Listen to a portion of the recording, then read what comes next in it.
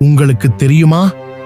உலகின் மிக மெதுவாக நகரும் இந்த கடல் நத்தையால் தொடர்ந்து 3 ஆண்டுகள் வரை தூங்க முடியும். கடுமையான வெயில் காலம் அல்லது கடுமையான வறட்சி வரும்போது நத்தைக்கு தேவையான உணவும் தண்ணீரும் கிடைக்காது. உடனே அது தன்னை பாதுகாத்துக் கொள்ள ஹைபர்னேஷன் எனப்படும் நீண்ட கால உறக்கத்திற்கு சென்றுவிடும். சரி, வெயில் காலத்தில் உறங்கத் தொடங்கும் இந்த நத்தை எப்போது வெளியே வரும் தெரியுமா? கடுமையான வறட்சி நீங்கி எப்போது மழைக்காலம் தொடங்கி பூமி குளிர்ச்சி அடைகிறதோ அந்த சூழல் வந்ததும் தனது பல ஆண்டு தூக்கத்திலிருந்து நத்தை விழித்து வெளியே வரும். வெளியே வந்ததும் அது என்ன சாப்பிடும் தெரியுமா? நத்தைகளுக்கு இலைகள், காய்கறிகள், அழுகிய தாவரங்கள் மற்றும் பழங்கள் என்றால் மிகவும் பிடிக்கும்.